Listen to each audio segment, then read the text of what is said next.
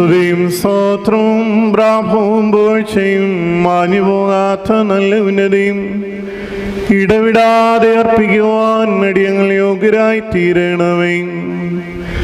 ഇല്ലായ്മയിൽ നിന്ന് ഞങ്ങളെ സൃഷ്ടിച്ച് ഉണ്മയിലേക്ക് വരുത്തി ഉന്നതനും ഉത്കൃഷ്ടനും തന്റെ വിലയേറിയ രക്തത്താൽ പാപത്തിന്റെ അടിമത്തത്തിൽ നിന്ന് ഞങ്ങളെ ഉദ്ധരിച്ച് പുത്രപദവി ഞങ്ങൾക്ക് നൽകുകയും ചെയ്ത പ്രധാനാചാര്യനായ കർത്താവേ, നിനക്ക് സ്തുതി.